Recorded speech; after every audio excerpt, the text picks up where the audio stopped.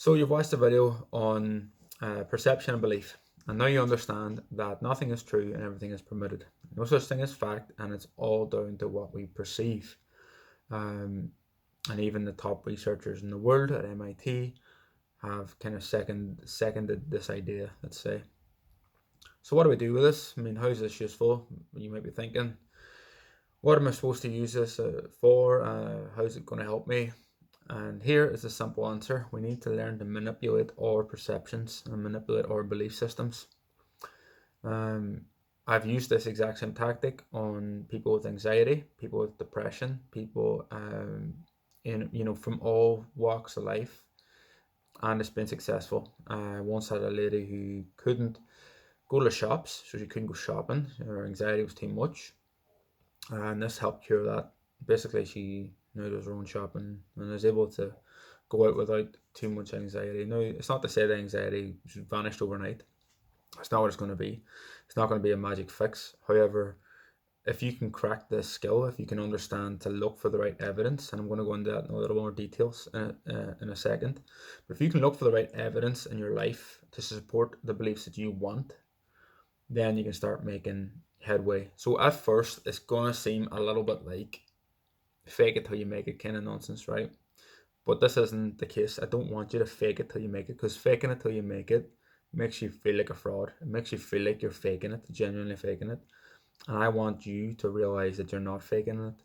I want you to realize that there is evidence in your life, um, probably in places you won't expect. So, for example, I mean, I have a people come to me and tell me that they're lazy, tell me that they can't work on their own or whatever. And then I point out to them that they do work on their own every single day, that they do work. Like I had a client of mine who said that basically needed me. He wasn't going to train on his own. I told him, I had to train on holiday. Not going to do it. I said, you will do it. And I was right. And basically, the only problem is that he believed he couldn't train on his own. He believed that he wouldn't have the willpower or motivation or whatever kind of nonsense. Quite simply, once I was able to point out to him that in many other aspects of his life, he was a very successful businessman. In many other aspects of his life, he had been very, very driven, very focused on his own stuff, completely autonomous, didn't need help from anyone. He worked as a consultant, so he was completely on his own. Didn't need a team as such. He came in, did the work completely on his own. So his whole life, really, and his livelihood, was spent being driven, and he was coming near to retirement. And basically, because he couldn't connect the dots, so he couldn't realize that being driven in that aspect could also be applied to training. It's a simple process of understanding that, it when it comes to training, his association, which we will come on to in the next section, associations are hugely important, and it goes hand in hand with what we're going to learn here. So associations are massive. He associated work with being driven, with being focused, with being completely reliant and autonomous. Didn't need nobody else, self-employed and so on. But come to exercise, fucking totally different association. Needed me, and I was trying to teach him that he didn't need me. Um, and basically, it was because he had built that association. I'll come on to them a little bit more detail in the association section. But suffice it to say that because he was able to alter his understanding of himself, so his understanding of himself was that he was lazy. Because when it came to exercise, that's what he thought of. But I was able to show him he wasn't lazy, and he was able to see it, as clear as day. And lo and behold, he was able to apply that principle, apply that knowledge, and he trained on holiday, and he trained, he was able to train on his own. He still does 2 sessions a week with me actually, over Zoom via the lockdown. In the lockdown. But yeah, he still does 2 with me, but he does like 3 on his own, completely on his own. Doesn't need me to even program them for him anymore. He knows what he's doing relatively, compared to what I've given him. He knows what else to put in there.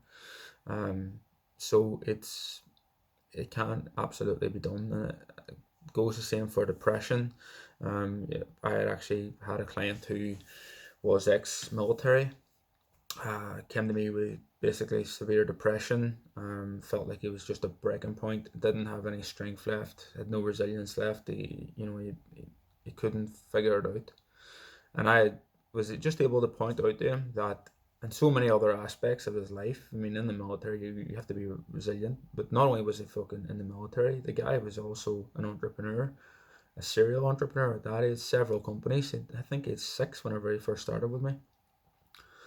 And basically, what his problem was is, well, depression is a problem in and of itself, and it does affect pretty much everyone at some point in their lives. And if you get through unscathed, well done, look at you. But most people, they're going to come across it at some point.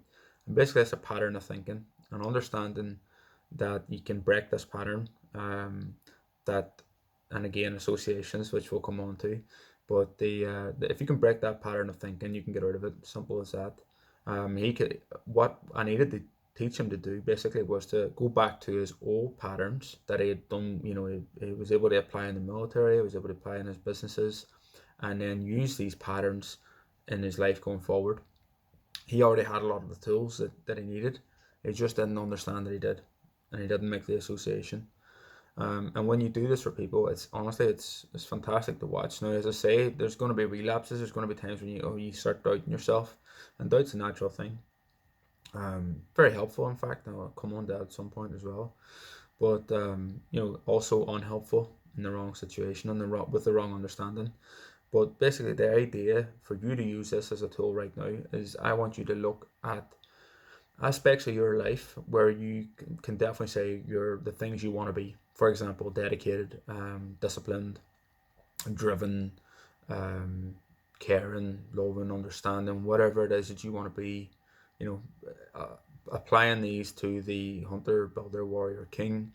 Look for those aspects in your life. So applying this principle by looking for those aspects, looking for those characteristics. There's 6 characteristics to do with each one. I want you to be looking for those characteristics within your own life and look for that evidence. And that helps to reaffirm the belief. It helps you understand that you are that person, that you are that characteristic. You're not faking it. This is real. And basically, you just haven't applied it to a new scenario yet. So, hopefully, you picked up as much from that as you can, and understand what I want you to do going forward. Follow on the next video as well in this section. We'll go over limiting beliefs and creating new ones. So this kind of feeds into it, as you'd imagine. But yeah, we're going to go into limiting beliefs a little bit more. And the next section is associations. So enjoy both of those. For me, they were big revelations. Hopefully they help you too.